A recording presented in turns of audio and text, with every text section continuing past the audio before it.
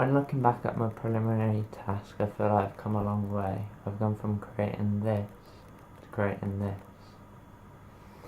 For the preliminary task, we had to use Publisher, which, although it was an easier software, it limited my creativity as there was less options for manipulation. This meant I ended up with a magazine that looked like this. As you can see, my magazine looks very blocky. This wasn't the only downfall, but it was a major downfall that made my magazine look very unprofessional. I feel from this task that my knowledge of the conventions of a music magazine as well as a school magazine were developed. The typography used for this entire magazine was a major flaw. The fonts were too large and the cover lines and the colour of the splash wasn't contrasting with the background, which didn't make the text stand out as it conventionally should.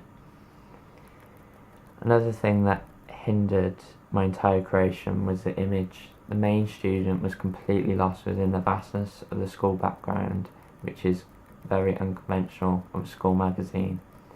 This made the entire magazine look quite timid and less powerful than it should be.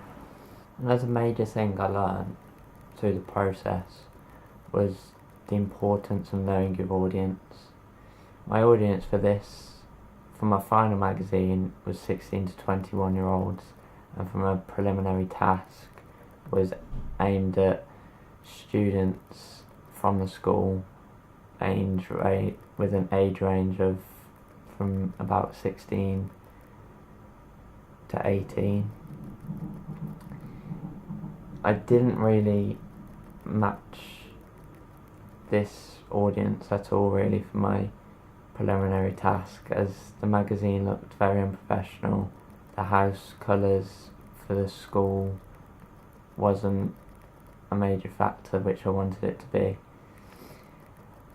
So from this I've learned that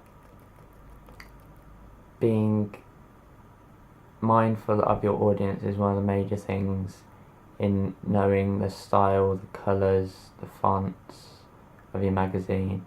For instance, for a hip-hop magazine, you're not going to use curly romantic text. Instead, bold, modern, bright texts are going to be used as it resonates with that audience. The last lesson I learned from the preliminary task to the full product was the importance of images.